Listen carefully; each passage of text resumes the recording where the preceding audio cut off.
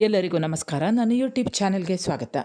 ಇಂದಿನ ವಿಡಿಯೋದಲ್ಲಿ ನಾನು ನೇಮಿಚಂದ್ರ ಇವರು ಬರೆದಂತಹ ಆಯ್ಕೆ ಇದೆ ನಮ್ಮ ಕೈಯಲ್ಲಿ ಅನ್ನುವಂತಹ ಪಾಠದ ಸಾರಾಂಶ ಮತ್ತು ಪ್ರಶ್ನೋತ್ತರವನ್ನು ಹಾಕ್ತಾ ಇದ್ದೇನೆ. ವಿದ್ಯಾರ್ಥಿಗಳೇ ನಿಮಗೆಲ್ಲ ಗೊತ್ತಿರ್ಬೋದು ನೇಮಿಚಂದ್ರ ಅನ್ನುವಂತಹ ಹೆಸರು. ಈ ನೇಮಿಚಂದ್ರ ಅವರು ಮುಖ್ಯವಾಗಿ ಪ್ರಸಿದ್ಧರಾಗಿರುವುದೇ ಬದುಕು ಬದಲಿಸಬಹುದು ಅನ್ನುವಂತಹ ಕೃತಿಯಿಂದ. ಈ ಕೃತಿಯ ಹೆಸರು ನೆನಪಲ್ಲಿಟ್ಕೊಳ್ಳಿ, ಬದುಕು ಬದಲಿಸಬಹುದು. ಈ ಒಂದು ಕೃತಿಯಿಂದ ಈ ಪಾಠವನ್ನು ಆರಿಸಿಕೊಂಡಿರುವಂಥದ್ದು. ಈ ಬದುಕು ಬದಲಿಸಬಹುದು ಅನ್ನುವಂಥ ಈ ಕೃತಿಯಲ್ಲಿರುವಂತಹ ಎಲ್ಲ ಬರಹಗಳು ಉದಯವಾಣಿ ದಿನಪತ್ರಿಕೆಯಲ್ಲಿ ಎಲ್ಲವೂ ಕೂಡ ಪ್ರಕಟ ಆಗಿದೆ. ಈ ಒಂದು ಬದುಕು ಬದಲಿಸಬಹುದು ಅನ್ನುವಂಥ ಈ ಕೃತಿಯಿಂದ ಬಹಳಷ್ಟು ಸುಪ್ರಸಿದ್ಧರಾಗಿರುವಂತಹ ನೇಮಿಚಂದ್ರ ಈ ಲೇಖನದಲ್ಲಿ ಸಾಧಾರಣವಾಗಿ ಒಬ್ಬ ಮನುಷ್ಯನ ಬದುಕಿನಲ್ಲಿ ಅದೃಷ್ಟ ಮತ್ತು ದುರಾದೃಷ್ಟ ಇವುಗಳ ಏರಿಳಿತ ಅನ್ನುವಂಥ ಸಾಮಾನ್ಯ. ಬದುಕಿನಲ್ಲಿ ಬರುವಂತಹ ಕಷ್ಟ ಇರ್ಬೋದು, ದುಃಖಗಳಿರ್ಬೋದು, ಸೋಲು ನಿರಾಶೆಗಳಿರ್ಬೋದು, ಇವುಗಳೆಲ್ಲ ಬಂದಾಗ ಮನುಷ್ಯನ ಮನಸ್ಸು ಬಹಳಷ್ಟು ಹತಾಶೆಗೊಳ್ತವೆ. ಹಾಗಾಗಿ ಮನುಷ್ಯ ಎಲ್ಲವುಗಳನ್ನು ಎದುರಿಸುವಂತಹ ಸಂದರ್ಭದಲ್ಲಿ ಹೆಚ್ಚಾಗಿ ಈ ದುರಾದೃಷ್ಟವನ್ನು ನಿಂದಿಸುವವರೇ ಹೆಚ್ಚು. ಛಲದಿಂದ ಈ ಲೇಖನದಲ್ಲಿ ಛಲದಿಂದ ಬದುಕನ್ನು ಎದುರಿಸಿ ಗೆಲ್ಲುವಂತಹ ಹಲವು ಆಯ್ಕೆಗಳನ್ನು ಈ ಬದುಕು ನಮಗೆ ಕೊಟ್ಟಿದೆ. ಯಾವತ್ತೂ ನಾವು ನಿರಾಸೆಯ ಮಡಿಲಿಗೆ ಬೀಳದೆ ನಾವು ಈ ಬದುಕಿನಲ್ಲಿ ಬರುವಂತಹ ಈ ಆಯ್ಕೆಗಳನ್ನು ನಾವು ಆಯ್ಕೆ ಮಾಡಿಕೊಳ್ಬೇಕು ಅನ್ನುವಂಥದ್ದನ್ನು ಈ ಒಂದು ಲೇಖನದಲ್ಲಿ ನಾವು ಕಾಣಬಹುದು. ಸಾಧಿಸುವಂಥ ತಾಳ್ಮೆ ಸಹನೆಗಳ ಅಗತ್ಯವನ್ನು, ಅದರ ಜೊತೆಯಲ್ಲೇ ತನ್ನ ಬದುಕಿನಲ್ಲಿ ಬಂದಂತಹ ಒಂದು ಅನುಭವಗಳನ್ನು, ಕೆಲವಾರು ಅನುಭವಗಳನ್ನು ಇಲ್ಲಿ ನೇಮಿಚಂದ್ರ ನಮ್ಮ ಎದುರಿಗಿಡ್ತಾರೆ. ನೋಡೋಣ. ಈಗ ನಾವು ಆಯ್ಕೆ ಇದೆ ನಮ್ಮ ಕೈಯಲ್ಲಿ ಈ ಲೇಖನದಲ್ಲಿ ಲೇಖಕಿಯವರು ಹೇಳ್ತಾರೆ, ಏನು ಮಾಡೋಕ್ಕಾಗುತ್ತೆ, ಎಲ್ಲ ಹಣೆ ಬರಹ, ಆಗೋದು ಹಾಗೇ ಆಗುತ್ತೆ ಅನ್ನುವಂತಹ ಮಾತುಗಳನ್ನು ಕೇಳಿದಾಗೆಲ್ಲ ಲೇಖಕಿಗೆ ರೇಗಿ ಹೋಗ್ತದೆ. ಲೇಖಕಿಗೆ ಯಾವಾಗ ರೇಗಿ ಹೋಗುತ್ತಿತ್ತು ಅನ್ನುವಂಥ ಪ್ರಶ್ನೆ ಬರ್ಬೋದು. ಇದು ಬಹು ಆಯ್ಕೆಯ ಪ್ರಶ್ನೆಗಳಲ್ಲಿ ಬರ್ತದೆ ಹೆಚ್ಚಾಗಿ. ಈ ಉತ್ತರ ನೋಡಿ, ಏನು ಮಾಡೋಕ್ಕಾಗುತ್ತೆ, ಎಲ್ಲ ಹಣೆ ಬರಹ, ಆಗೋದು ಹಾಗೇ ಆಗುತ್ತೆ. ಈ ಒಂದು ವಾಕ್ಯವನ್ನು ಕೇಳಿದಾಗ, ಈ ಒಂದು ಹೇಳಿಕೆಗಳನ್ನು ಕೇಳಿದಾಗ ಲೇಖಕಿಗೆ ಯಾವತ್ತೂ ಕೂಡ ಅವರು ಸಿಟ್ಟು ಮಾಡ್ತಾ ಇದ್ರಂತೆ, ರೇಗಿ ಹೋಗ್ತದೆ. ಅವರು ಹೇಳ್ತಾರೆ, ಲೇಖಕಿ ಹೇಳ್ತಾರೆ, ಕೆಲವೊಮ್ಮೆ ಆಗುವುದನ್ನು ತಡೆಯಲು ಆಗದಿರಬಹುದು, ಆದರೆ ಪ್ರಯತ್ನಿಸಬಹುದಲ್ಲ. ಅದೃಷ್ಟವನ್ನೇ ಅವಲಂಬಿಸಿ ಬದುಕಲು ಸಾಧ್ಯವೇ? ಲಕ್ ಅನ್ನುವುದನ್ನು ಅದಕ್ಕೆ ನಾವು ಡಿಪೆಂಡ್ ಆಗಿರೋದಲ್ಲ. ಲಕ್ ಅದೃಷ್ಟವನ್ನು ನಾವು ಯಾವತ್ತೂ ಕೂಡ ಅವಲಂಬಿಸಿ ಬದುಕಲು ಸಾಧ್ಯವಿಲ್ಲ ಅನ್ನೋದನ್ನು ಇಲ್ಲಿ ಲೇಖಕಿಯಾದಂಥ ನೇಮಿಚಂದ್ರ ಹೇಳ್ತಾರೆ. ಅವರು ಒಂದು ಅನುಭವವನ್ನು ಹೇಳ್ತಾರೆ. ಆ ಅನುಭವ ಯಾವುದು ಅಂತ ನೋಡಿ. 4 ವರ್ಷಗಳ ಹಿಂದೆ ರಜೆಗಂತ ಮೈಸೂರಿನ ಅಮ್ಮನ ಮನೆಗೆ ಲೇಖಕಿಯವರು ತನ್ನ ಕುಟುಂಬ ಸಮೇತರಾಗಿ ಹೋಗಿದ್ದರು. ಆ ರಾತ್ರಿ ಇದ್ದಕ್ಕಿದ್ದಂತೆ ಅವರ ಗಂಡ ಕೀರ್ತಿ, ಅವರ ಗಂಡನ ಹೆಸರು ನೇಮಿಚಂದ್ರ, ಅವರ ಗಂಡನ ಹೆಸರು, ಪತಿಯ ಹೆಸರು ಕೀರ್ತಿ, ಅವರಿಗೆ ಎಲ್ಲಿಲ್ಲದ ಕೆಳಹೊಟ್ಟೆಯ ನೋವು ಕಂಡು ಬಂತಂತೆ. ಅದೆಲ್ಲೋ ಬೆನ್ನ ಹಿಂಬದಿಯಲ್ಲಿ ಹುಟ್ಟಿ ಕಿಬ್ಬೊಟ್ಟೆಯವರಿಗೆ ಹರಡಿ ನಿಂತ ನೋವಿನಲ್ಲಿ ಅವರು ಒದ್ದಾಡತೊಡಗಿದರು. ಮಿಷನ್ ಆಸ್ಪತ್ರೆಗೆ ಅವರನ್ನು ಕರ್ಕೊಂಡು ಹೋಗ್ತಾರೆ. ಅಲ್ಲಿ ಸೋನೋಗ್ರಫಿಯನ್ನು ಮಾಡ್ತಾರೆ. ಸೋನೋಗ್ರಫಿ ಅಂದರೆ ನಿಮಗೆಲ್ಲ ಗೊತ್ತಿರ್ಬೋದು. ಸೋನೋಗ್ರಫಿ ಅಂದರೆ ಮೂತ್ರಪಿಂಡದಲ್ಲಿನ ಕಲ್ಲನ್ನು ಪತ್ತೆ ಹಚ್ಚುವಂತಹ ಒಂದು ತಪಾಸಣೆ. ಅದರ ಮುಖಾಂತರ ಅದೆಲ್ಲ ಮಾಡಿದ್ರಂತೆ. ಆ ಒಂದು ತಪಾಸಣೆಯನ್ನು ಮಾಡಿದಾಗ 8 ಮಿಲಿಮೀಟರ್ ಉದ್ದದ ಮೂತ್ರಪಿಂಡದ ಕಲ್ಲು ಉಂಟು, ಕಿಡ್ನಿ ಸ್ಟೋನ್ ಉಂಟು ಅಂತ ಹೇಳಿದ್ರಂತೆ ಯಾರು? ಡಾಕ್ಟರ್. 2 ದಿನದ ನಂತರ ಶಸ್ತ್ರಚಿಕಿತ್ಸೆ ಮಾಡಿ ಆ ಒಂದು ಕಲ್ಲನ್ನು ತೆಗೆಯುವುದಂತ ಒಂದು ದಿನ ಕೂಡ ಒಂದು ನಿಗದಿ ಮಾಡಿ ಬಿಡ್ತಾರೆ. ಅದರ ಜೊತೆಯಲ್ಲೇ ಆ ವೈದ್ಯರು ಏನು ಮಾಡ್ತಾರೆ, ನೋವು ಕಡಿಮೆ ಮಾಡಲಿಕ್ಕೆ ಮಾತ್ರೆಯನ್ನು ಕೊಡ್ತಾರೆ, ಪೇನ್ ಕಿಲ್ಲರ್ ಕೊಡ್ತಾರೆ, ಮನೆಗೆ ಕಳಿಸ್ತಾರಂತೆ. ಆ ಮಾತ್ರೆಯನ್ನು ತಗೊಂಡು ಲೇಖಕಿಯವರ ಪತಿ ಕೀರ್ತಿಯವರು ಮಲಗಿಬಿಡ್ತಾರಂತೆ. ಇಲ್ಲಿ ಒಂದು ಪ್ರಶ್ನೆ ಬರ್ತದೆ ನೋಡಿ, ಲೇಖಕಿಯ ಪತಿ ಯಾವ ತೊಂದರೆಯಿಂದ ಬಳಲಿದರು? ಈ ಪ್ರಶ್ನೆ ಕೂಡ ಬಹು ಆಯ್ಕೆಯ ಪ್ರಶ್ನೆಗಳಿಗೆ ಬರ್ತವೆ. 4 ಆಪ್ಷನ್ ಕೊಡ್ತಾರೆ. ಅಲ್ಲಿ ಒಂದನ್ನು ಸರಿಯಾದ ಉತ್ತರವನ್ನು ಆಯ್ಕೆ ಮಾಡಿ ಕೊಟ್ಟರಾಯಿತು. ಮೂತ್ರಪಿಂಡದಲ್ಲಿ ಕಲ್ಲು, ಲೇಖಕಿಯ ಪತಿ ಯಾವ ತೊಂದರೆಯಿಂದ ಬಳಲಿದ್ರು? ಮೂತ್ರಪಿಂಡದಲ್ಲಿ ಕಲ್ಲು, ಈ ತೊಂದರೆಯಿಂದ ಬಳಲಿದ್ರು. ಅಲ್ಲಿಂದ ಲೇಖಕಿಯವರು ಈ ಕಿಡ್ನಿ ಸ್ಟೋನ್ ಹೇಗಾಗ್ತದೆ, ಯಾಕಾಗ್ತದೆ ಅಂತ ಅವರಿಗೆ ತಿಳಿದುಕೊಳ್ಬೇಕು ಅನ್ನುವಂಥ ಒಂದು ಕುತೂಹಲ ಹುಡ್ತದೆ. ಹಾಗಾಗಿ ಅವರು ಬೇರೆಯವ್ರ ಹತ್ರ ಎಲ್ಲ ಕೇಳ್ತಾ ಹೋಗ್ತಾರೆ. ಅದಕ್ಕೆ ಕೆಲವರು ಹೀಗೆ ಹೇಳ್ತಾರೆ, ಅಯ್ಯೋ ಕೆಲವರಿಗೆ ಆಗುತ್ತೆ, ಕೆಲವರಿಗೆ ಇಲ್ಲ, ಅವರವರ ಅದೃಷ್ಟ ಅಂತ ಕೆಲವರೆಲ್ಲ ಉತ್ತರ ಕೊಡ್ತಾರೆ. ಆದರೆ ಲೇಖಕಿಯವರಿಗೆ ಈ ಉತ್ತರ ಅಷ್ಟು ತೃಪ್ತಿ ಕೊಡಲಿಲ್ಲ. ಹಾಗಾಗಿ ಅವರು ಏನು ಮಾಡ್ತಾರೆ, ಯಾರಿಗೆಲ್ಲ ಕಿಡ್ನಿ ಸ್ಟೋನ್ ಆಗಿತ್ತು ಅಂತ ಅದನ್ನು ವಿಚಾರಿಸಲಿಕ್ಕೆ ಹೋಗ್ತಾರೆ. ಅವರ ಅಕ್ಕಪಕ್ಕದವರಲ್ಲಿ ವಿಚಾರಿಸ್ತಾರೆ. ಆಗ ಅವರಿಗೆ ಈ ಒಂದು ಕಮಲಮ್ಮ ಮೇಡಮ್ ಅನ್ನುವಂಥದ್ದು, ಇವರ ಹೆಸರನ್ನು ಕೂಡ ನೀವು ನೆನಪಲ್ಲಿ ಇಟ್ಕೊಳ್ಬೇಕು. ಎದುರು ಮನೆಯ ಕಮಲಮ್ಮ ಮೇಡಮ್ಗೆ ಆಗಿತ್ತು ಅಂತ ಕೇಳಿ ಅವರ ಮನೆಗೆ ಲೇಖಕಿ ಹೋಗ್ತಾರೆ. ಆಗ ಲೇಖಕಿಯವರು ಹೇಳ್ತಾರೆ, ಸಾಮಾನ್ಯವಾಗಿ ಗಂಡಸರಲ್ಲಿ ಮೂತ್ರಪಿಂಡದ ಕಲ್ಲುಗಳು ಹೆಚ್ಚು ಕಾಣಿಸಿಕೊಳ್ತದೆ, ಆದರೆ ನಿಮಗೆ ಹೇಗೆ ಬಂತು ಅಂತ ನಿಮಗೆ ಹೇಗೆ ಬಂತು ಮೇಡಮ್ ಅಂತ ಈ ಕಮಲಮ್ಮ ಮೇಡಮನ್ನು ಕೇಳ್ತಾರೆ, ಲೇಖಕಿಯವರು ಕೇಳ್ತಾರೆ. ಆಗ ಅವರು ಹೇಳ್ತಾರೆ, ಅವರ ಶಾಲೆಯಲ್ಲಿ ಮಹಿಳೆಯರಿಗೆ ಶೌಚಾಲಯವಿರಲಿಲ್ಲ. ಹಾಗಾಗಿ ಅವರು ಬೆಳಿಗ್ಗೆ ಮನೆಯಿಂದ ಹೊರಟ ಮೇಲೆ ಮತ್ತೆ ಸಂಜೆ ಹಿಂತಿರುಗಿ ಬರುವವರೆಗೂ ಜಲಬಾಧೆಯನ್ನು ಅಂದರೆ ಮೂತ್ರವನ್ನು ತಡೆದುಕೊಳ್ಳದೆ ಬೇರೆ ದಾರಿಯೇ ಇರಲಿಲ್ಲ. ಅಂದರೆ ಅವರ ಶಾಲೆಯಲ್ಲಿ ಶೌಚಾಲಯ ಪ್ರತ್ಯೇಕವಾಗಿ ಮಹಿಳೆಯರಿಗೆ ಅಂತ ಶೌಚಾಲಯ ಇರಲಿಲ್ಲ. ಹಾಗಾಗಿ ಅವರು ಬೆಳಿಗ್ಗೆ ಮನೆಯಿಂದ ಹೊರಟವರು ಮತ್ತೆ ಸಾಯಂಕಾಲ ಮನೆಗೆ ಬಂದ ನಂತರವೇ ಮೂತ್ರ ಮಾಡಲಿಕ್ಕೆ ಹೋಗ್ತಿದ್ರಂತೆ. ಹಾಗಾಗಿ ಅವರು ನೀರು ಕುಡಿದಿರಲಿಲ್ಲ. ನೀರು ಕುಡಿದರೆ ಶೌಚಾಲಯಕ್ಕೆ ಹೋಗಬೇಕಾಗ್ತದೆ ಅಂತ ಈ ಕಮಲಮ್ಮ ಮೇಡಮ್ ಇದ್ದಾರಲ್ಲ, ಅವರು ಇಡೀ ದಿನ ನೀರು ಕುಡಿಯುವುದನ್ನೇ ಬಿಟ್ಟಿದ್ರು. ಒಂದು ದಿವಸ ಅವರಿಗೆ ಏನಾಗ್ತದೆ ಅಂದರೆ, ಒಂದು ದಿನ ಹೆರಿಗೆ ನೋವನ್ನು ಮೀರಿಸಿದ ನೋವಿನಿಂದ ಬೊಬ್ಬೆ ಇಟ್ಟು ವೈದ್ಯರಲ್ಲಿ ಪರಿಶೀಲಿಸಿದಾಗ ವೈದ್ಯರು ಕಮಲಮ್ಮ ಮೇಡಮ್ಗೆ ಹೇಳ್ತಾರಂತೆ, ಮೂತ್ರಪಿಂಡದಲ್ಲಿ ಕಲ್ಲುಗಳು ಉಂಟು ಅಂತ ಗೊತ್ತಾಗ್ತದೆ. ಹಾಗಾಗಿ ಒಮ್ಮೆ ಆ ಡಾಕ್ಟ್ರೆಲ್ಲ ಮದ್ದು ಕೊಡ್ತಾರೆ. ಒಮ್ಮೆ ಅದರಿಂದ ಪಾರಾದ ಮೇಲೆ ವೈದ್ಯರ ಸಲಹೆಯಂತೆ ಯಥೇಚ್ಛವಾಗಿ ನೀರು ಕುಡಿಯುವ ಅಭ್ಯಾಸವನ್ನು ಮಾಡಿಕೊಂಡರು. ವೈದ್ಯರು ಹೇಳಿದ್ದ ಕೆಲವು ಆಹಾರದ ಬದಲಾವಣೆಗಳನ್ನು ಜಾರಿಗೆ ತಂದರು. ಕಳೆದ 20 ವರ್ಷಗಳಲ್ಲಿ ಮತ್ತೆ ಅವರಿಗೆ ಮೂತ್ರಪಿಂಡದ ಕಲ್ಲು ಕಾಣಿಸಿರಲಿಲ್ಲ. 2 ಅಂಕದ ಪ್ರಶ್ನೆಗಳು ಬರ್ತವೆ ನೋಡಿ. ಯಾವ ಉತ್ತರಗಳಿಂದ ಲೇಖಕಿಗೆ ತೃಪ್ತಿಯಾಗಲಿಲ್ಲ? ಉತ್ತರ ಹೀಗಿದೆ, ಕಿಡ್ನಿ ಸ್ಟೋನ್ ಕೆಲವರಿಗೆ ಆಗುತ್ತೆ, ಕೆಲವರಿಗೆ ಇಲ್ಲ, ಅವರವರ ಅದೃಷ್ಟ ಎನ್ನುವಂತಹ ಉತ್ತರಗಳು ಲೇಖಕಿಗೆ ತೃಪ್ತಿಯಾಗಲಿಲ್ಲ ಅಥವಾ ಲೇಖಕಿಗೆ ತೃಪ್ತಿ ನೀಡಲಿಲ್ಲ. ಇನ್ನೊಂದು ಪ್ರಶ್ನೆ ಇದೆ, ಕಮಲ ಮೇಡಮ್ ವೈದ್ಯರ ಯಾವ ಸಲಹೆಯನ್ನು ರೂಢಿಸಿಕೊಂಡರು? ಅದೇ ಈಗ ಹೇಳಿದೆ ಅಲ್ಲ, ಉತ್ತರ ನೋಡಿ. ಕಮಲ ಮೇಡಮ್ ವೈದ್ಯರ ಸಲಹೆಯಂತೆ ಯಥೇಚ್ಛವಾಗಿ ನೀರು ಕುಡಿಯುವ ಅಭ್ಯಾಸ ಮಾಡಿಕೊಂಡರು ಮತ್ತು ವೈದ್ಯರು ಹೇಳಿದ್ದ ಕೆಲವು ಆಹಾರದ ಬದಲಾವಣೆಗಳನ್ನು ಜಾರಿಗೆ ತಂದರು. ಹೀಗಾಗಿ ಕಳೆದ 20 ವರ್ಷಗಳಲ್ಲಿ ಮತ್ತೆ ಅವರಿಗೆ ಮೂತ್ರಪಿಂಡದ ಕಲ್ಲು ಕಾಣಿಸಲಿಲ್ಲ. ಕಮಲ ಮೇಡಮ್ ಆದ ನಂತರ ಲೇಖಕಿಯವರು ಮೂಲೆ ಮನೆಯ ಮುದ್ದೇಗೌಡರಿಗೂ ಕೂಡ ಮೂತ್ರಪಿಂಡದ ಕಲ್ಲಾಗಿತ್ತು ಅನ್ನುವಂಥ ವಿಷಯ ಲೇಖಕಿಗೆ ಗೊತ್ತಾಗ್ತದೆ, ನೇಮಿಚಂದ್ರ ಅವರಿಗೆ. ಅವರೇನು ಮಾಡ್ತಾರೆ, ಅವರ ಮನೆಗೂ ಹೋಗ್ತಾರೆ. ಯಾರ ಮನೆಗೆ? ಮುದ್ದೇಗೌಡರ ಮನೆಗೂ ಹೋಗ್ತಾರೆ. ಆಗ ಮುದ್ದೇಗೌಡರು ಹೀಗೆ ಹೇಳ್ತಾರೆ, ಓಹ್, ಈಗದೇನು ದೊಡ್ಡ ಆಪರೇಷನ್ ಅಲ್ಲಮ್ಮ, ನಾನು 4 ಬಾರಿ ಮಾಡಿಸಿಕೊಂಡಿದ್ದೇನೆ ಎಂದು ಅಂಗಿಯನ್ನು ಎತ್ತಿ ತೋರಿಸ್ತಾರೆ. ಅಲ್ಲಿ 2 ದೊಡ್ಡದಾಗಿ ಕೊಯ್ದ ಗಾಯದ ಗುರುತು ಇತ್ತು, ಇನ್ನೆರಡು ಸಣ್ಣದು. ಬಹು ಆಯ್ಕೆಯ ಪ್ರಶ್ನೆಗಳು ಬರುವಾಗ ಕಿಡ್ನಿ ಸ್ಟೋನ್ ಬಗ್ಗೆ ತಿಳಿಯಲು ಲೇಖಕಿ ಯಾರನ್ನು ಭೇಟಿ ಮಾಡಿದರು? 4 ಆಯ್ಕೆಗಳನ್ನು ಕೊಟ್ಟಿರ್ತಾರೆ. ಸರಿಯಾದ ಅಂದರೆ ಅವರು ಯಾವುದು ಬೇಕಾದರೂ ಕೊಡ್ಬೋದು ಆಯ್ಕೆಯಲ್ಲಿ. ಒಂದು ಮಾತ್ರ ಉತ್ತರ ಸರಿ ಇರ್ತದೆ. ನೀವು ಇದನ್ನು ನೆನಪಲ್ಲಿ ಇಟ್ಕೊಳ್ಬೇಕು. ಯಾವುದು? ಕಮಲ ಮೇಡಮ್ ಮತ್ತು ಮುದ್ದೇಗೌಡರು.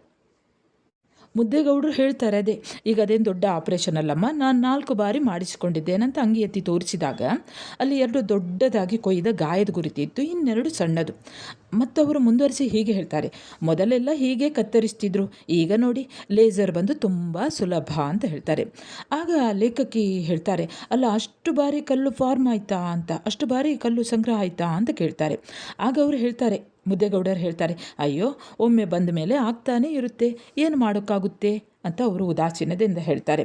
ಆಗ ಲೇಖಕಿ ಕೇಳ್ತಾರೆ, ನೀರು ಕುಡಿದರೆ ಹತೋಟಿಗೆ ಬರುತ್ತೆ ಅಂತಾರಲ್ವಾ ಅಂತ ಲೇಖಕಿ ಕೇಳಿದಾಗ, ಅಯ್ಯೋ ಅದೆಲ್ಲ ಪಥ್ಯ ಯಾರು ಮಾಡೋಕ್ಕೆ ಆಗುತ್ತೆ, ಬಾಡು ತಿನ್ನಬೇಡಿ, ಹಾಲಿನ ಪದಾರ್ಥಗಳನ್ನು ಜಾಸ್ತಿ ಸೇವಿಸಬೇಡಿ, ಸದಾ ನೀರು ಕುಡೀರಿ ಅಂತಾರೆ, ಅದೆಲ್ಲ ಆಗೋ ಮಾತಲ್ಲ ಬಿಡಿ ಅಂತ ಅವರು ತಲೆ ಕೊಡವಿ ಬಿಡ್ತಾರೆ. ಇಲ್ಲಿ 2 ಅಂಕದ ಪ್ರಶ್ನೆ ಬರ್ತದೆ. ಮಾದೇಗೌಡರು ಪಥ್ಯದ ವಿಚಾರವಾಗಿ ಹೊಂದಿದ್ದ ನಿಲುವು ಯಾವುದು? ಮುದ್ದೇಗೌಡರು ಪಥ್ಯದ ವಿಚಾರವಾಗಿ ತುಂಬ ನಿರ್ಲಕ್ಷ್ಯ ಮಾಡಿದ್ದರು.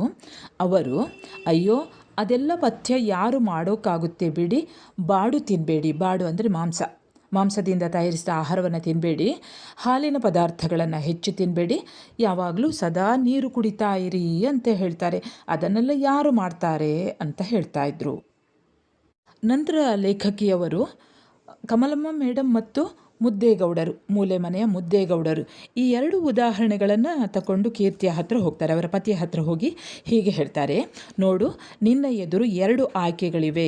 ಏನೂ ಮಾಡದೆ ಮುದ್ದೇಗೌಡರ ತರಹ 2 ವರ್ಷಕ್ಕೆ ಆಪರೇಷನ್ ಮಾಡಿಸಿಕೊಳ್ಳೋದು, ಇಲ್ಲ ಕಮಲಮ್ಮ ಮೇಡಮ್ ತರಹ ಇನ್ನು ಮೇಲೆ ಚೆನ್ನಾಗಿ ನೀರು ಕುಡಿಯೋದು.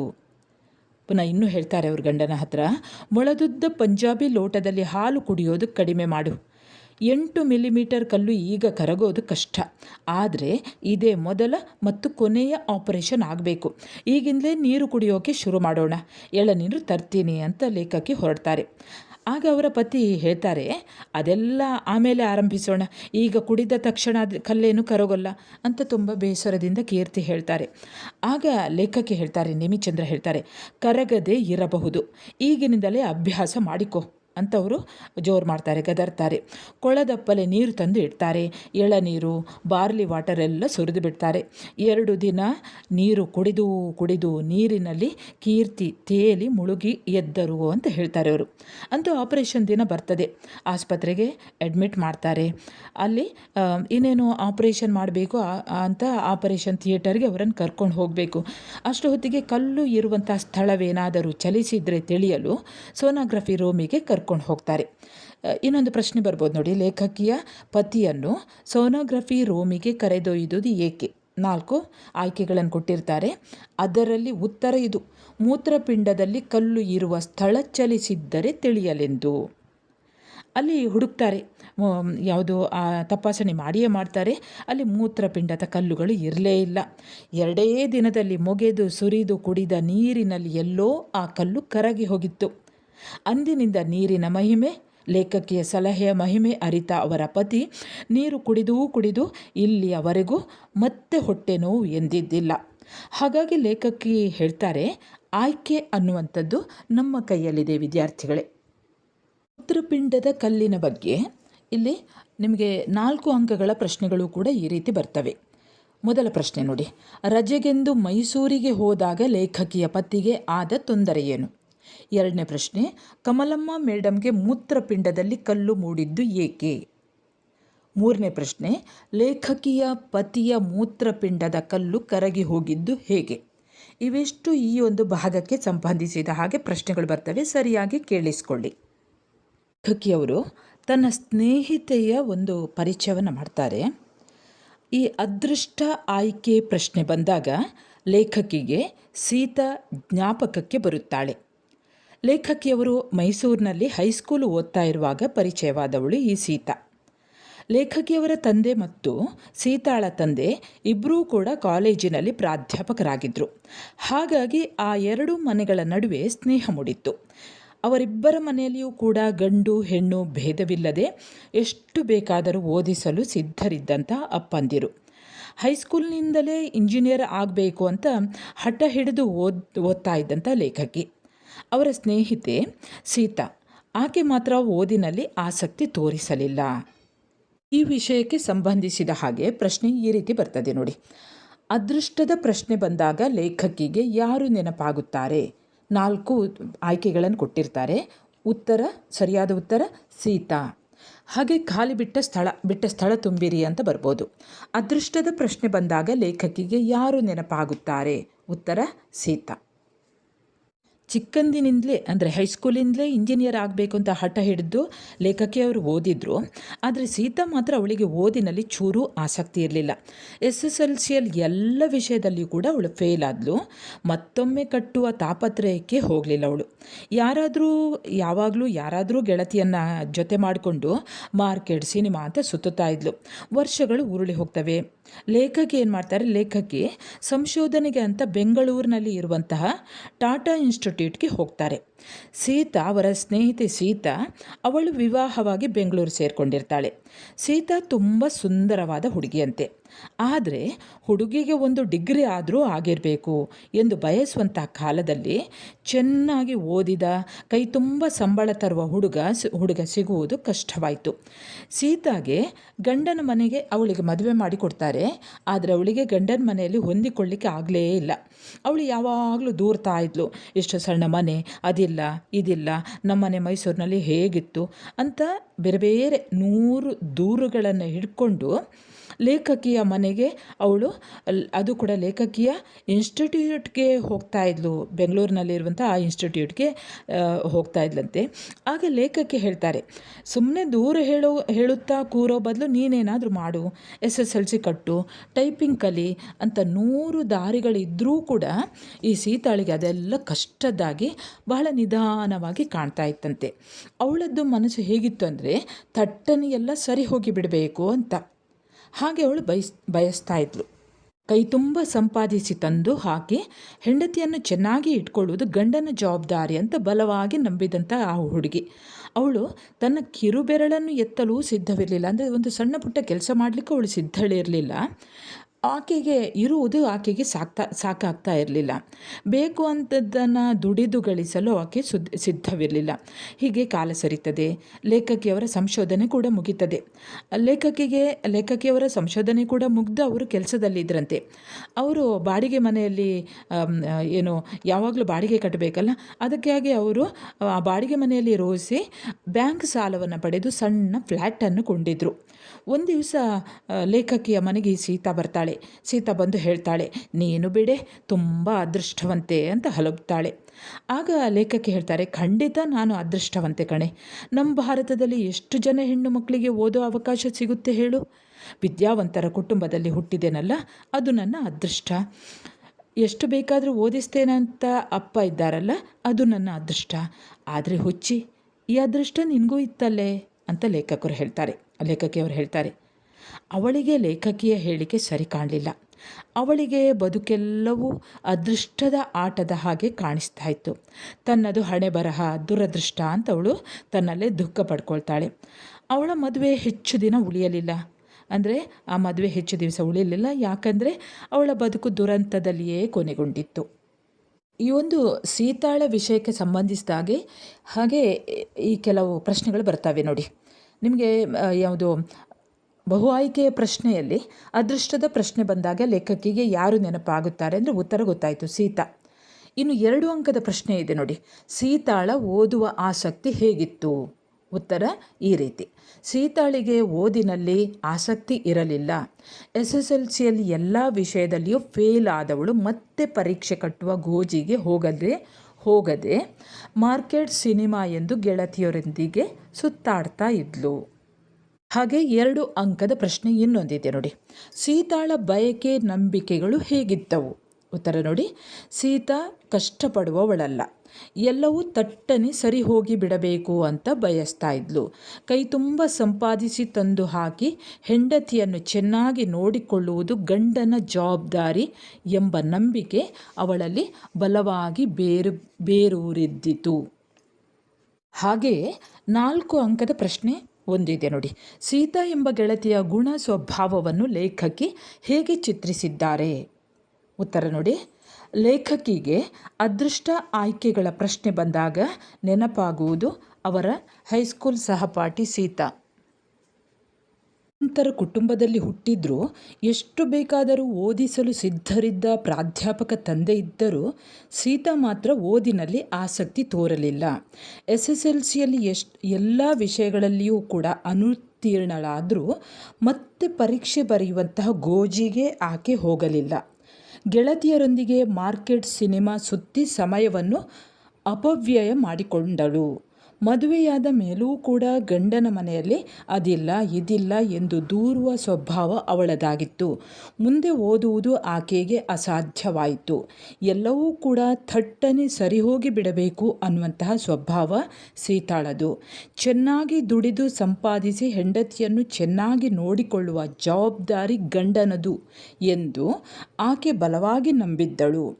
ಲೇಖಕಿಯ ಉನ್ನತಿಯನ್ನು ಕಂಡು ಆಕೆ ನೀನು ಅದೃಷ್ಟವಂತೆ ಕಣೆ ಎಂದು ಹಲಬುವ ಸ್ವಭಾವದ ಸೀತಾ ಪರಿಶ್ರಮ ಪಟ್ಟು ಬದುಕನ್ನು ರೂಪಿಸಿಕೊಳ್ಳುವಂತಹ ಸ್ವಭಾವದ ವ್ಯಕ್ತಿಯಾಗಿರಲಿಲ್ಲ ಅಂತ ಇಲ್ಲಿ ಸೀತಾ ಅನ್ನುವಂತಹ ಗೆಳತಿಯ ಗುಣ ಸ್ವಭಾವದ ಕುರಿತು ಲೇಖಕಿ ಹೇಳ್ತಾರೆ. ಬದುಕಿನಲ್ಲಿ ಅದೃಷ್ಟಕ್ಕಿಂತಲೂ ಆಯ್ಕೆಗಳು ಮುಖ್ಯ ಅನ್ನುವಂಥದ್ದು ಮೊದಲಿಗೆ ಲೇಖಕಿ ತನ್ನ ಸ್ವ ಅನುಭವವನ್ನು ಹೇಳ್ತಾರೆ. ಆನಂತರ ತನ್ನ ಗೆಳತಿ ಸೀತಾಳ ಉದಾಹರಣೆಯನ್ನು ಕೂಡ ಕೊಡ್ತಾರೆ. ಅಲ್ಲಿಂದ ಮುಂದೆ ಲೇಖಕಿಯವರು ಹೇಳ್ತಾರೆ, ಅವರು ಬಹಳಷ್ಟು ಬಾರಿ ಯೋಚಿಸ್ತಾ ಇದ್ದರು, ಈ ಅದೃಷ್ಟ ಅಂದರೆ ಏನು? ಅದೃಷ್ಟ ಅಂದರೆ ಅತಿ ಕಡಿಮೆ ಸಂಭವನೀಯತೆ ಇರುವ ಘಟನೆ ನಡೆದಾಗ ಅದು ಒಳ್ಳೆಯದಿದ್ದರೆ ಅದು ಅದೃಷ್ಟ ಅಂತ ಹೇಳ್ತೇವೆ. ಅದಕ್ಕೆ ಒಂದು ಉದಾಹರಣೆಯನ್ನು ಹೇಳ್ತಾರೆ ಲೇಖಕಿಯವರು. ಕೆಲವು ತಿಂಗಳ ಹಿಂದೆ ಅವರ ಕಾರ್ಖಾನೆಗೆ ಹೋಗುವಂತಹ ಏರ್ಪೋರ್ಟ್ ರಸ್ತೆಯಲ್ಲಿ ಒಂದು ಭಯಂಕರವಾದಂಥ ಒಂದು ಅಪಘಾತ ಆಕ್ಸಿಡೆಂಟ್ ಆಗಿತ್ತಂತೆ. ಕಾರೊಂದು ಇಬ್ಬಾಗವಾಗಿ 2 ಭಾಗ ಆಗಿ ಹೋಗಿತ್ತಂತೆ, ಜಜ್ಜಿ ಹೋಗಿತ್ತಂತೆ. ಆ ಜಜ್ಜಿ ಹೋದಂತಹ ಆ ಕಾರನ್ನು ನೋಡಿದರೆ ಒಳಗೆ ಇದ್ದವರು ಯಾರೂ ಕೂಡ ಉಳಿದಿರಲಿಕ್ಕಿಲ್ಲ ಅಂತ ಎಂದ್ಕೊಳ್ತಾರಂತೆ ಅವರೆಲ್ಲ. ಮರುದಿನ ಪೇಪರನ್ನು ಲೇಖಕಿಯವರು ಓದುವಾಗ ಹೀಗೆ ಅದರಲ್ಲಿ ಸುದ್ದಿ ಇತ್ತು, ಆ ಕಾರಲ್ಲಿ ಕುಳಿತ ಮನುಷ್ಯ ಜೀವದೊಂದಿಗೆ ಬಚಾವಾಗಿದ್ದ. ಅದಕ್ಕೆ ಲೇಖಕಿ ಹೇಳ್ತಾರೆ ಅದು ಅದೃಷ್ಟ. ಹಾಗೆ ಅದರ ಜೊತೆಯಲ್ಲಿ ಇನ್ನೊಂದು ಉದಾಹರಣೆ ಹೇಳ್ತಾರೆ. ಚಾಮರಾಜಪೇಟೆಯಲ್ಲಿದ್ದಂತಹ ಅವರ ನೆಂಟರ ಹುಡುಗ, ಅವನು ಫುಟ್ಪಾತ್ ಮೇಲೆ ನಿಂತಿದ್ರೂ ಕೂಡ ಒಂದು ಲಾರಿ ಹೋಗ್ತಾ ಇತ್ತು, ಅದು ಕಂಟ್ರೋಲ್ ತಪ್ಪಿ ನಿಯಂತ್ರಣ ತಪ್ಪಿ ಆತನಿಗೆ ಹೊಡೆದು ಆತ ಸ್ಥಳದಲ್ಲೇ ಮೃತನಾಗಿದ್ದ. ಅದಕ್ಕೆ ಲೇಖಕಿ ಹೇಳ್ತಾರೆ ಅದು ದುರದೃಷ್ಟ. ಯಾಕೆಂದರೆ ಅಲ್ಲಿ ಒಂದು ಅದೃಷ್ಟ, ಅಷ್ಟೆಲ್ಲ ಕಾರು ನಜ್ಜುಗುಜ್ಜಾಗಿದ್ರೂ ಕೂಡ ಅಲ್ಲಿ ಬದುಕಿದ್ದ, ಅದು ಅದೃಷ್ಟ. ಇವನ್ ಪಾಪ ಸೈಡಲ್ಲಿದ್ದ, ಫುಟ್ಪಾತಲ್ಲಿದ್ದ, ಎಲ್ಲೋ ಹೋಗ್ತಾ ಇದ್ದಂತಹ ಲಾರಿ ಕಂಟ್ರೋಲ್ ತಪ್ಪಿ ನಿಯಂತ್ರಣ ತಪ್ಪಿ ಆತನ ಮೇಲೆ ಹೋಯ್ತದು, ಆತ ಸತ್ತು ಹೋಗ್ತಾನೆ, ಇದು ದುರದೃಷ್ಟ. ಆದರೆ ಇದೆಲ್ಲ ಬದುಕಿನಲ್ಲಿ ಅಪರೂಪಕ್ಕೆ ಇಂತಹ ಅದೃಷ್ಟ ದುರದೃಷ್ಟದ ಘಟನೆಗಳು ಘಟಿಸ್ತವೆ. ಆದರೆ ಅದೃಷ್ಟವನ್ನೇ ಯಾರು ಅವಲಂಬಿಸಿ ಹೋಗ್ತಾರೋ, ಈ ಲಕ್ಕನ ಹಿಂದೆ ಯಾರು ಹೋಗ್ತಾರೋ ಅವರು ಜೂಜುಕೋರರಾಗ್ತಾರೆ ಅಂತ ಇಲ್ಲಿ ಲೇಖಕಿಯವರು ಹೇಳ್ತಾರೆ. ಈ ಬದುಕು ಅನ್ನುವಂಥದ್ದು ಯಾವಾಗಲೂ ಅದೃಷ್ಟಗಳನ್ನು ನಮ್ಮ ಕಡೆಗೆ ಎಸೆಯದಿದ್ದರೂ ಕೂಡ ಬದುಕು 100,000 ಅವಕಾಶಗಳನ್ನು ನಮ್ಮೆದುರಿಗೆ ತೆರೀತದೆ. ಎಂತಹ ಕೆಟ್ಟ ಸಂದರ್ಭದಲ್ಲಿಯೂ ಕೂಡ ನಮ್ಮೆದುರಿಗೆ ಆಯ್ಕೆಗಳಿರ್ತವೆ. ಅದಕ್ಕೆ 2 ಉದಾಹರಣೆಯನ್ನು ಕೊಡ್ತಾರೆ, ನೀವು ಸರಿಯಾಗಿ ನೆನಪಲ್ಲಿಟ್ಕೊಳ್ಬೇಕು. ಅದೇ ಇಲ್ಲಿ ಬದುಕು ಅನ್ನುವಂಥದ್ದು 100,000 ಅವಕಾಶಗಳನ್ನು ನಮ್ಮೆದುರಿಗೆ ತೆರೀತಾ ಹೋಗ್ತದೆ. ಎಂತಹ ಕೆಟ್ಟ ಸಂದರ್ಭ ಬಂದರೂ ಕೂಡ ಅಲ್ಲಿ ಆಯ್ಕೆಗಳು ಇರ್ತವೆ. ದಿನ ಬಡಿಯುವ ಗಂಡನನ್ನು ಪಡೆದು ಕ್ರೌರ್ಯ ಹಿಂಸೆಯ ಮದುವೆಯಲ್ಲಿ ಸಿಕ್ಕಿಬಿದ್ದಿದ್ದ, ಕೇವಲ 10ನೇ ತರಗತಿ ಓದಿದ್ದ 3 ಸಣ್ಣ ಮಕ್ಕಳ ತಾಯಿ ಫ್ಲೇವಿಯಾ. ತಾನು ಓದಿಲ್ಲ, ತವರಿನ ಸಂಪತ್ತಿಲ್ಲ, ಬೆಂಬಲಕ್ಕೆ ಯಾರಿಲ್ಲ, 3 ಮಕ್ಕಳು, ಬಡಿಸಿಕೊಳ್ಳದೆ ಬೇರೆ ಮಾರ್ಗವಿಲ್ಲ ಎಂದು ಕೈಕಟ್ಟಿ ದುರದೃಷ್ಟಕ್ಕೆ ಹಲುಬಿ ಕೂರಲಿಲ್ಲ. ಅವರೆದುರು ಆಯ್ಕೆಗಳಿದ್ದವು. ಅಂತಹ ಕೆಟ್ಟ ಸಂದರ್ಭದಲ್ಲೂ 40ರ ವಯಸ್ಸಿನಲ್ಲಿ ವಿದ್ಯಾಭ್ಯಾಸ ಮುಂದುವರಿಸಿ ಮುಂಬಯಿಯ ಪ್ರಸಿದ್ಧ ನ್ಯಾಯವಾದಿಯಾದರು. 3 ಮಕ್ಕಳನ್ನು ಮುಂದೆ ತಂದರು. ಇಲ್ಲಿ ಲೇಖಕಿ ಹೇಳ್ತಾರೆ, 40ನೆಯ ವಯಸ್ಸಿನಲ್ಲಿ ಪುನಃ ವಿದ್ಯಾಭ್ಯಾಸವನ್ನು ಮುಂದುವರಿಸಿ ತನ್ನ 40ನೆಯ ವಯಸ್ಸಿನಲ್ಲಿ ಪುನಃ ವಿದ್ಯಾಭ್ಯಾಸವನ್ನು ಮುಂದುವರಿಸಿ ಪ್ರಸಿದ್ಧ ನ್ಯಾಯವಾದಿಯಾದವರು ಫ್ಲೇವಿಯಾ. ಅವರಿಗೆ ದಿನ ಬಡಿಯುವಂತಹ ಗಂಡ ಯಾವಾಗಲೂ ಕೂಡ ಬಡಿತಾ ಇದ್ರು. ಆದರೆ ಏನು ಮಾಡೋದು, ಯಾವಾಗ ನೋಡಿದರೂ ಕೂಡ ಹಿಂಸೆ ಕ್ರೌರ್ಯದ ನಡುವೆ ಅವರು ಸಿಕ್ಕಿಬಿದ್ದಿದ್ರು. ಅದು ಕೂಡ ಕೇವಲ ಅವರು 10ನೇ ತರಗತಿ ಮಾತ್ರ ಓದಿದ್ರು. ಅವರಿಗೆ ಅದರ ಮೇಲೆ 3 ಸಣ್ಣ ಸಣ್ಣ ಮಕ್ಕಳಿದ್ರು. ಅದು ಕೂಡ ತಾನು ಓದಿಲ್ಲ, ತವರಿನ ಸಂಪತ್ತಿಲ್ಲ, ಬೆಂಬಲಕ್ಕೆ ಯಾರಿಲ್ಲ, 3 ಮಕ್ಕಳು, ಹೊಡೆಸಿಕೊಳ್ಳದೆ ಮತ್ತೇನು ಮಾಡಲಿ ಅಂತ ಅವರು ಸುಮ್ಮನೆ ಕೂತ್ಕೊಳ್ಳಿಲ್ಲ. ಏನು ಮಾಡ್ತಾರೆ, ಅಲ್ಲಿಂದ ಓಡಿಕೊಂಡು ಲೇಖಕಿಯ ಮನೆಗೆ ಬರ್ತಾರೆ. ಲೇಖಕಿಯವರು ಅವರಿಗೆ ಒಂದು ದಾರಿಯನ್ನು ತೋರಿಸ್ತಾರೆ. ಅದೇ ಇಲ್ಲಿ ಹೇಳುವಂಥದ್ದು, ಅವರೆದುರು ಆಯ್ಕೆ ಇತ್ತು. ಒಂದು, ಎಂತಹ ಕೆಟ್ಟ ಸಂದರ್ಭದಲ್ಲಿಯೂ ಕೂಡ ವಿದ್ಯಾಭ್ಯಾಸವನ್ನು ಮುಂದುವರಿಸಿ ಏನಾದರೂ ತನ್ನ ಕಾಲ ಮೇಲೆ ತಾನು ನಿಲ್ಲಬೇಕು ಅನ್ನುವಂಥದ್ದು. ಇಲ್ಲದಿದ್ದರೆ ಇಲ್ಲದಿದ್ದರೆ ಆ ಗಂಡನ ಕೈಯಲ್ಲಿ ಬಡಿಸಿಕೊಳ್ಬೇಕಷ್ಟೆ. ಹಾಗಾಗಿ ತನ್ನ 40ರ ವಯಸ್ಸಿನಲ್ಲಿಯೂ ಕೂಡ ವಿದ್ಯಾಭ್ಯಾಸವನ್ನು ಮುಂದುವರಿಸಿ ಮುಂಬಯಿಯ ಪ್ರಸಿದ್ಧ ನ್ಯಾಯವಾದಿಯಾದರು. ತಮ್ಮ 3 ಮಕ್ಕಳನ್ನು ಕೂಡ ಒಳ್ಳೆಯ ರೀತಿಯಲ್ಲಿ ಅವರಿಗೆ ವಿದ್ಯಾಭ್ಯಾಸವನ್ನು ಕೊಡ್ತಾರೆ. ಅಂದರೆ ಇದೆಲ್ಲ ತನ್ನ ದುರದೃಷ್ಟ ಅಂತ ಕೈ ಚೆಲ್ಲಿ ಕೂರುವ ಬದಲು ಹುಡುಗಿಯರಿಗೆ ಹೇಳ್ತಾರೆ ಅವರು. ಫ್ಲೇವಿಯಾ ಅವರ ಬದುಕನ್ನು ನೀವು ಆದರ್ಶವಾಗಿ ಇಟ್ಟುಕೊಳ್ಳಿ ಅನ್ನುವಂಥ ಒಂದು ಈ ಉದಾಹರಣೆಯನ್ನು ಕೊಟ್ಟದ್ದು ಅದಕ್ಕೆ. ಅಂದರೆ ಅಂತಹ ಕೂಪದಲ್ಲೇ ಇದ್ದು ಬಿಡೋದಲ್ಲ, ಅಲ್ಲಿಂದ ಹೊರಗೆ ಬಂದುಬಿಡಬೇಕು, ನಮ್ಮ ಜೀವನವನ್ನು ನಾವು ರೂಪಿಸಿಕೊಳ್ಬೇಕು ಅನ್ನುವಂಥ ಈ ಒಂದು ಕರೆಯನ್ನು, ಈ ಒಂದು ಸಂದೇಶವನ್ನು ಈ ಒಂದು ಉದಾಹರಣೆ ಕೊಡುವ ಮೂಲಕ ಲೇಖಕಿ ಸಮಾಜವನ್ನು ಎಚ್ಚರಗೊಳಿಸುವಂಥದ್ದು ಮಾಡ್ತಾ ಇದ್ದಾರೆ. ಇನ್ನೊಂದು ಉದಾಹರಣೆ ಕೊಡ್ತಾರೆ ನೋಡಿ. ವರದಕ್ಷಿಣೆ ಕೊಡದೆ ಮದುವೆಗೆ ಬೇರೆ ಮಾರ್ಗವಿಲ್ಲ ಎಂದುಕೊಂಡ ನಿಶಾ ಶರ್ಮಾ ಹಸೆಯೇರುವ ಸಮಯದಲ್ಲಾದರೂ ತನಗೆ ದುರಾಸೆಯ ಈ ಹುಡುಗನನ್ನು ನಿರಾಕರಿಸುವ ಆಯ್ಕೆ ಇದೆ ಎಂದು ಕಂಡುಕೊಂಡಳು. ಅಂದರೆ ಒಂದು ನಿಶಾ ಶರ್ಮಾ ಅನ್ನುವಂಥ ಒಂದು ಹುಡುಗಿಯ ಉದಾಹರಣೆಯನ್ನು ಕೊಡ್ತಾರೆ. ಬಹು ಆಯ್ಕೆ ಪ್ರಶ್ನೆ, 1 ಅಂಕದ ಪ್ರಶ್ನೆ ಬರ್ತದೆ. ಈ ರೀತಿ ಬರ್ತದೆ: ದುರಾಸೆಯ ಹುಡುಗನನ್ನು ನಿರಾಕರಿಸಿದವರು ಯಾರು? 4 ಆಯ್ಕೆಗಳನ್ನು ಕೊಟ್ಟಿರ್ತಾರೆ. ಉತ್ತರ ಅದರಲ್ಲಿ ನಿಶಾ ಶರ್ಮಾ. ನಿಶಾ ಶರ್ಮಾ ಅನ್ನುವಂತಹ ಹುಡುಗಿಗೆ ಒಂದು ಹುಡುಗನ ಜೊತೆ ಎಂಗೇಜ್ಮೆಂಟ್ ಎಲ್ಲ ಮಾಡಿರ್ತಾರೆ. ಮದುವೆ ದಿನವೂ ಹತ್ತಿರವಾಗಿರ್ತದೆ. ಮದುವೆ ದಿನ ಹತ್ತಿರವಾದಾಗಲೂ ಆತ ಒಂದಲ್ಲ ಒಂದು ಬೇಡಿಕೆಯನ್ನು ಇಡ್ತಾ ಇದ್ದ. ಎಷ್ಟಂದರೆ ಕೊನೆಗೆ ತನ್ನ ಹಸೆಮಣೆ ಏರುವ ಹೊತ್ತಿನಲ್ಲಿಯೂ ಕೂಡ ಆತ ಏನೋ ಒಂದು ಬೇಡಿಕೆ ಇಟ್ಟಿದ್ದ. ಆವಾಗ ಇವಳು ಯೋಚನೆ ಮಾಡ್ತಾಳೆ, ಇನ್ನು ಮುಂದೆ ಈತನ ಜೊತೆ ನಾನು ಮದುವೆ ಆದರೆ ಮುಂದೆ ಜೀವನ ಕಷ್ಟ ಇದೆ, ಅಪ್ಪ ಅಮ್ಮನಿಗೂ ಕಷ್ಟ ಆಗ್ತದೆ ಅಂತ ಅವಳು ಯೋಚನೆ ಮಾಡಿ ಅವಳು ಏನು ಮಾಡ್ತಾಳೆ, ಅಲ್ಲಿಂದ ಎದ್ಕೊಂಡು ಬರ್ತಾಳೆ, ಆ ಕಲ್ಯಾಣ ಮಂಟಪದಿಂದ ಎದ್ಕೊಂಡು ಬರ್ತಾಳೆ. ಆ ಉದಾಹರಣೆಯನ್ನು ಕೊಡ್ತಾರೆ ಇಲ್ಲಿ ಲೇಖಕಿಯವರು. ದುರಾಸೆಯ ಹುಡುಗನನ್ನು ನಿರಾಕರಿಸುವಂತಹ ಆಯ್ಕೆ ತನಗಿದೆ. ಮದುವೆಯಾಗಿ ಮತ್ತಷ್ಟು ವರದಕ್ಷಿಣೆ ಸಾವೆಲ್ಲ ನೀವು ಕೇಳಿರ್ಬೋದು. ಅಂಥ ಸಾವಿಗೆ ಈಡಾಗುವಂತಹ ಚಾನ್ಸ್ ಕೂಡ ಇದೆ ಅಲ್ಲಿ. ಹಾಗಾಗಿ ಇವಳು ಅಲ್ಲೇ ಎಚ್ಚರಗೊಂಡು ಅದೇ ತನಗೆ ದುರಾಸೆಯ ಈ ಹುಡುಗನನ್ನು ನಿರಾಕರಿಸುವಂಥ ಆಯ್ಕೆ ಇದೆ ಅಂತ ನಿಶಾ ಶರ್ಮಾ ಕಂಡುಕೊಳ್ತಾಳೆ. ಈ ಒಂದು ಭಾಗಕ್ಕೆ ಸಂಬಂಧಿಸಿದ ಹಾಗೆ ಹೀಗೊಂದು ಪ್ರಶ್ನೆ ಬರ್ತದೆ ನೋಡಿ. ಬದುಕಿನಲ್ಲಿ ಆಯ್ಕೆಗಳು ಮುಖ್ಯ ಎಂಬುದನ್ನು ಲೇಖಕಿ ಹೇಗೆ ನಿರೂಪಿಸಿದ್ದಾರೆ? ಇದು 4 ಅಂಕದ ಪ್ರಶ್ನೆ. ಬದುಕಿನಲ್ಲಿ ಆಯ್ಕೆಗಳು ಮುಖ್ಯ ಎಂಬುದನ್ನು ತಮ್ಮ ಅನುಭವ ಮತ್ತು ತನ್ನ ಗೆಳತಿ ಸೀತಾಳ ಉದಾಹರಣೆಗಳೊಂದಿಗೆ ವಿವರಿಸುವಂತಹ ಲೇಖಕಿ ನಂತರ ಫ್ಲೇವಿಯಾ ಮತ್ತು ನಿಶಾ ಶರ್ಮಾ ಅವರ ಬದುಕನ್ನು ಉದಾಹರಣೆಯಾಗಿ ನೀಡುತ್ತಾರೆ. ಫ್ಲೇವಿಯಾ ಕೌಟುಂಬಿಕ ಹಿಂಸೆಯ ಕ್ರೌರ್ಯದಿಂದ ಹೊರಬರುವ ಸರಿಯಾದ ಆಯ್ಕೆ ಮಾಡಿ ತಮ್ಮ ಬದುಕನ್ನು ರೂಪಿಸಿಕೊಂಡರು. 40 ವರ್ಷ ವಯಸ್ಸಿನಲ್ಲಿ SSLCವರೆಗೆ ತಮ್ಮ ನಂತರದ ವಿದ್ಯಾಭ್ಯಾಸವನ್ನು ಮುಂದುವರಿಸಿ ಲಾ ಓದಿ ಮುಂಬಯಿಯ ಪ್ರಸಿದ್ಧ ನ್ಯಾಯವಾದಿ ಎನಿಸಿಕೊಳ್ತಾರೆ. ತಮ್ಮ 3 ಮಕ್ಕಳ ಬದುಕನ್ನು ಕೂಡ ಹಸನುಗೊಳಿಸ್ತಾರೆ. ಇದೇ ರೀತಿ ವರದಕ್ಷಿಣೆಯ ದುರಾಸೆಗೆ ಬಲಿಯಾದ ವರನನ್ನು ಹಸೆಮಣೆ ಏರುವ ಸಂದರ್ಭದಲ್ಲಿ ನಿರಾಕರಿಸಿದ ನಿಶಾ ಶರ್ಮಾ ಬದುಕಿನ ಆಯ್ಕೆಯ ದಿಟ್ಟತನವನ್ನು ತೋರಿದ್ದಾರೆ. ಎಲ್ಲ ಉದಾಹರಣೆಗಳ ಮೂಲಕ ಲೇಖಕಿ ಬದುಕಿನಲ್ಲಿ ಆಯ್ಕೆಗಳು ಮುಖ್ಯ ಎಂದು ನಿರೂಪಿಸುತ್ತಾರೆ. ಹೀಗೆ ಕೆಲವೊಂದು ಉದಾಹರಣೆಗಳನ್ನು ಕೊಡುವ ಮುಖಾಂತರ ಲೇಖಕಿಯವರು ಹೇಳ್ತಾರೆ, ಬದುಕು ನಮ್ಮ ಎದುರಿಗೆ 100 ದಾರಿಗಳನ್ನು ತೆರೆದಿದೆ. ನಮ್ಮಂತಹ ಬಹುಪಾಲು ಮಧ್ಯಮ ವರ್ಗದವರ ಎದುರು 100,000 ಆಯ್ಕೆಗಳಿವೆ. ಓದುವುದು ಕೂಡ ಆಯ್ಕೆ. ಯಾಕೆಂದರೆ ಓದಿದರೆ ಮುಂದೆ ಏನು ಸಾಧನೆಯನ್ನು ಮಾಡ್ಬೋದು, ಜೀವನ ಯಾವ ರೀತಿ ಸುಲಲಿತವಾಗಿ ಹೋಗಬಹುದು, ಓದದೇ ಇದ್ದರೆ ಎಂತಹ ಕಷ್ಟಗಳಿಗೆ ಈಡಾಗ್ತೇವೆ ಅನ್ನುವಂಥದ್ದು ಕೂಡ ಓದುವ ಆಯ್ಕೆ. ಜಗಿಯದೇ ಇರುವ ಆಯ್ಕೆ. ಜರ್ದಾ ತಿನ್ನುವುದು, ಗುಡ್ಕ ತಿನ್ನುವುದು ನೀವು ಕೂಡ ಯೋಚನೆ ನೋಡಿರ್ಬೋದು. ಗುಡ್ಕವನ್ನು ತಿನ್ನದೇ ಇದ್ದರೆ ಆರೋಗ್ಯಕರವಾಗಿ 100 ವರ್ಷ ಬದುಕಬಹುದು. ಆದರೆ ಈ ಜರ್ದಾ ಅಥವಾ ಗುಡ್ಕವನ್ನು ತಿಂದಾಗ ಬಾಯಿಯ ಕ್ಯಾನ್ಸರ್ಗೆ ಒಳಗಾಗಿ ಕಷ್ಟವನ್ನು ಅನುಭವಿಸಬೇಕಾಗ್ತದೆ. ಕಷ್ಟ, ದುಃಖ, ನೋವನ್ನು ಅನುಭವಿಸಬೇಕಾಗ್ತದೆ. ಇದು ನಮಗೆ ಬಿಟ್ಟದ್ದು ಜರ್ದಾ ಜಗಿಯದೇ ಇರುವ ಆಯ್ಕೆ. ಇನ್ನು ಪ್ಲೇವಿನ್ ಚಟಕ್ಕೆ ಬೀಳದೆ ಇರುವಂತಹ ಆಯ್ಕೆ. ಪ್ಲೇವಿನ್ ಲಾಟ್ರಿ ಅಂತ ನೀವು ನೋಡಿರ್ಬೋದು. ಲಾಟ್ರಿ ಆಸೆಗಳನ್ನು ಹುಟ್ಟಿಸ್ತಾ ಹೋಗ್ತದೆ.